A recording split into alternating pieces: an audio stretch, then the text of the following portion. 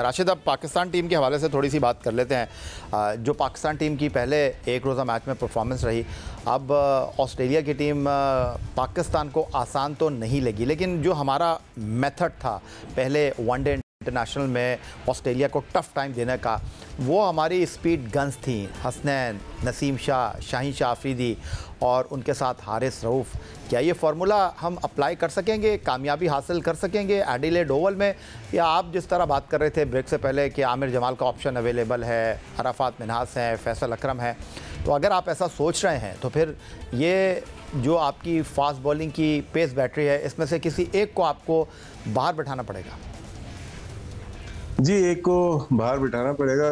वैसे भी अगर कोई स्पिनर आता है तो शायद एक प्लेयर हम कुर्बानी दें, और मोस्टली जो प्लेयर्स हमारे बॉलिंग कर रहे हैं वहाँ पर का वेदर भी डिफरेंट था और वहाँ की पिच भी डिफरेंट थी, और यहाँ पे डिफरेंट नज़र आएगी आपको।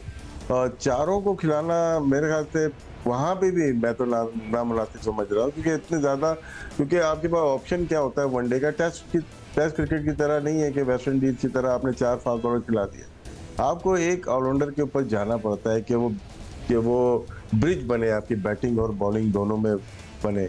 एक स्पिनर आ जाता है तो साथ में आपके हम लोग पांचवा बॉलर हमेशा ढूंढ रहे होते हैं। पार्ट टाइम बॉलर कभी भी पांचवा नहीं चलता। पार्ट टाइम हो या छठा बॉलर जो होता है ना, वो जिसका छठा बॉलर अच्छा होता है वो कामयाब होती है टीम। जिस तरह से हफीज एक ज़माने में हमारे पास छठे बॉलर थे, सातवें बॉलर शोएब मलिक तक बने हमारे यहाँ, तो वो एरा देखें आप उठा के, तो उसमें सक्सेस हमें ज़्यादा मिली है। अभी भी हमारे पास ऑप्शन है कि सलमान अली आगा छठे बन सकते हैं, साइम अयूब सातवें बन सकते हैं अगर ज़रूरत पड़ने पे। लेकिन यहाँ पे ये मत समझें कि हमारे पास 3 स्पिनर है तो हम मेन एक जो स्पिनर जो होता है ना मेन, उसको ना खिलाएं। हम बोले इनसे हम पार्ट टाइम बॉलिंग करवा लेंगे, वो सही नहीं होता। तो मेरे ख्याल से एक स्पिनर और आमिर जमाल ऑप्शन है, ये नहीं है कि नहीं है इनके पास। अगर ये सोच रहे हैं कि हमारे पास अगर हम स्पिनर खिलाते हैं, फास्ट बॉलर बिठा देते हैं, तो एक ऑप्शन है कि एक दोनों बैट्समैन में से एक बिठा के आप आमिर जमाल को खिला सकते हैं कि आप चाह रहे हैं अगर 4 फास्ट बॉलर से, तो बैटिंग भी रखनी है ना फिर तो आपको, तो वो एक ऑप्शन होना चाहिए आपको। राशिद, हम लोग सोच बहुत जल्दी तब्दील करते हैं। पहले एक रोज़ा मैच में जिस तरह की कारकर्दगी का हमने मुजाहरा किया, लो स्कोरिंग मैच में हमने ऑस्ट्रेलिया को टफ़ टाइम दिया। एक मरहले पर ऐसा लग रहा था कि शायद हम मैच जीत जाएंगे, बट ऑस्ट्रेलिया के कप्तान जो हैं वो सीसा पिलाई हुई दीवार बन गए, पैट कमिंस, और उन्होंने जीत की राह पर अपनी टीम को गामज़न कर दिया। अब जबकि एडिलेड ओवल में मैच हो रहा है और ऑस्ट्रेलिया की टीम के हवाले से अगर मैं कहूँ कि जदीद टेक्नोलॉजी इक्विपमेंट से लेस टीम है, और डेफिनेटली उन्होंने आपके फास्ट बॉलर पर होमवर्क किया होगा। मेलबर्न की पिच, उसके बारे में काम तासुर यही था कि जी इस पिच के ऊपर थोड़ा उछाल ज़्यादा है, और हमारे जो बॉलर थे वो भी तवानाई दिखाते हुए नज़र आए जब उनको पैदर पे विकेटें मिली। आपको लगता है कि इस तसलसल को हम बरकरार रख पाएंगे एडिलेड ओवल में, या ऑस्ट्रेलिया जो है वो कुछ डिफरेंट हिकमत अमली के साथ मैदान में आएगा काउंटर करने के लिए? देखिए, जिस तरह से उनके 2 ओपनर्स ने खेला था तो अंदाज़ा तो है कि वो किस तरह से ग्राउंड में आएंगे, उनकी स्ट्रेटजी सेम होगी। और अब ये देखना है कि बैटिंग किसकी पहले है। अगर ऑस्ट्रेलिया की बैटिंग पहले है तो हमें बहुत सेफ खेलना पड़ेगा, हमें रन भी बचाने पड़ेंगे, साथ में अटैक विकेट लेनी पड़ेंगी। और रात की बैटिंग कदर मुश्किल होती है, बहुत ज़्यादा एथलेट में मुश्किल तो नहीं होती, लेकिन फिर भी मुश्किलात का सामना करना पड़ता है, क्योंकि विंड होती है और वहाँ पे आपके लाइट्स में डिफरेंट बॉलिंग हो रही होती है। तो उसके लिहाज से ऑस्ट्रेलियन टीम ये पिच ऐसी है यहाँ की, यहाँ शॉर्ट ऑफ लेंथ शायद ज़्यादा ना करनी पड़े, ना करनी चाहिए, क्योंकि जो मेलबर्न में की ज़्यादा पीछे, तो वहाँ पे रात में थोड़ा आइडिया नहीं होता। तेज़ गई, हारिस रऊफ़ ने बहुत तेज़ बॉल की है, या नसीम ने, या किसी को भी देखे, सबने अच्छी बॉलिंग की शॉर्ट ऑफ लेंथ। यहाँ पे अगर तो वैसा बाउंस नहीं है और इवन बाउंस है तो वो नुकसान हो सकता है। तो अपनी लेंथ को वेरी करना पड़ेगा तमाम फास्ट बॉलर्स को, उसमें मिक्स एंड मैच भी करना पड़ेगा। बाउंसर कब करनी है, शॉर्ट ऑफ लेंथ कब करनी है, फुल पिच कब करनी है, इनको स्लो रन कब करनी है। तो बहुत अक्लमंदी से ऐसी पिचेस के ऊपर बचा जा सकता है। बचने के बाद इसलिए क्योंकि जब आपके मार लगती है ना तो बचना होता है वहाँ पे फिर एक ही लाइन में या वन गो में ऐसी बॉलिंग नहीं की जाती।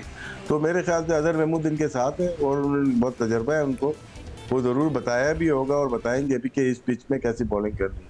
राशिद लतीफ़ साहब वीडियो लिंक पर इस्लामाबाद से हमारे साथ मौजूद हैं और मेलबर्न में खेले जाने वाले पहले एक रोज़ा मैच जहां हम नसीम, हारिस रऊफ़, शाहिन आफरीदी और हसनैन के साथ मैदान में उतरे थे, वहां पहले एक रोज़ा मैच में कुछ क्रैम्प्स पड़ते हुए दिखाई दिए हमें नसीम शाह के। फिर उनके हवाले से खबर ये आई कि ऑल इज़ वेल।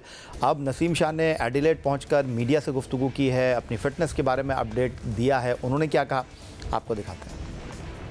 क्रैम्प्स तो ऐसी चीज़ होती हैं कि ये किसी भी टाइम किसी भी फास्ट बॉलर हो या बैट्समैन हो आ जाते हैं। इवन जितना मर्जी भी आप फिट हो, लेकिन क्रैम्प ऐसी चीज़ है कि आपको पता नहीं होता, सडनली आते हैं और वो थोड़ा सा टाइम लेते हैं रिकवरी में। कुछ 25-30 मिनट भी आपको मिलते हैं उसी जगह पे तो वो रिकवर हो जाते हैं, लेकिन अनफॉर्चुनेटली वहाँ इतना टाइम नहीं था। एंड आफ्टर दैट ये था कि रिकवर हो गया था अल्हम्दुलिल्लाह। जो लेंथ बॉल था वो इतना कुछ हो नहीं रहा था जिस तरह हम एक्सपेक्ट कर रहे थे कि सीम स्विंग होगा, लेकिन वो इतना ख़ास नहीं हो रहा था। और आई थिंक अगर आप देखें तो मोस्ट ऑफ द बैट्समैन जितने भी थे वो शॉर्ट पिच पे आउट हुए। आई थिंक मेरा हमेशा ये बिलीव होता है कि जब भी मैं क्रीज पे जाता हूँ तो मैं अपनी विकेट को ये समझता हूँ कि आसानी से नहीं देना और अपना फुल एफर्ट करना है, फाइट करना है जब तक मैं खेल सकता हूँ, और कोशिश करता हूँ। और ऑब्वियसली उसी से ये होता है कि एंड ऑफ द डे आपकी टीम को फ़ायदा होता है। एडिलेड के नॉर्मली जो पिचेस होते हैं जिसके बारे में हमने सुना है कि अच्छे पिचेस होते हैं और मेरे ख्याल से एक अच्छा मैच होगा। पिच ऑब्वियसली दोनों के लिए वही एक ही पिच होते हैं और कोशिश होगी कि हम अपनी बेस्ट क्रिकेट खेलें। Test fast bowler Naseem Shah, उन्होंने तो अपनी रिपोर्ट दे दी है मीडिया को, कह रहे हैं कि ऑल इज़ वेल। क्रैम्प जो है वो पार्ट एंड पार्सल हैं, जोर लगाया, क्रैम्प पड़ गए हैं। मैं सीधा राशिद लतीफ़ साहब की तरफ चलूँगा। राशिद लतीफ़ साहब, अगर ऑस्ट्रेलिया होता तो क्या नसीम शाह को हम दूसरे एक रोज़ा मैच में खेलता हुआ देखते? अगर आपको याद हो तो मेलबर्न में पहले एक रोज़ा मैच में कुछ ऐसी ही सूरत हाल का मिचेल स्टार्क भी शिकार हुए थे, बट उन्होंने अपने कोटे के 10 ओवर डाले। लेकिन जब आपके पास 4 फास्ट बॉलर मौजूद हैं तो मैं आपसे ये जानना चाहता हूँ, क्या नसीम शाह जो कि इंजरी प्रो रहे हैं उनको इस दूसरे एक रोज़ा मैच में खिलाना चाहिए, या आपके ख्याल में हसनैन जो इस वक्त 4 फास्ट बॉलर में सबसे वीक लिंक आपका दिख रहे हैं उनको बाहर बिठाएंगे? देखिए, वीक लिंक नहीं है वो, उनको जो मैं वीक लिंक इस तनाजुर में बात कर रहा हूँ कि जब आपको चॉइस करना पड़े तो। जी, चॉइस उसमें अगर उनको नई बॉल दी जाए तो शायद बेहतर हो। मैं ये नहीं बोल रहा कि वो टीम उड़ा दे। जो हमने चैंपियंस कप में देखा उनके एक्शन डिफरेंट लगा थोड़ा सा। उनको नए बॉल में बॉल पिच आगे कर रहे थे, जिसमें डिसीव किया उन्होंने। कामरान गुलाम को आउट किया उन्होंने, रिजवान को आउट किया उन्होंने, फ़खर जमान को आउट किया। तो ये ट्राई कर सकते हैं अगले मैच में, या अगर खिलाना चाहते हैं तो न्यू बॉल भी ट्राई करना चाहिए। क्योंकि हम लोग कभी कभार सोचते हैं कि नसीम शाह ही नया बॉल करेगा, हारिस रऊफ़ ही नया बॉल करेगा, लेकिन यहाँ तक कहा कि नसीम शाह के खेलने की है इंजरी की नोयत देखी जाती है कि क्या है उनको। अगर बैक की इंजरी है, लोअर बैक की है या साइड स्ट्रेन है तो उसमें अवॉइड करना चाहिए। जब फटीग हो जाती है या क्रैम्प वगैरह, वो तकरीबन 6-8 घंटे में वो बेहतर हो जाता है।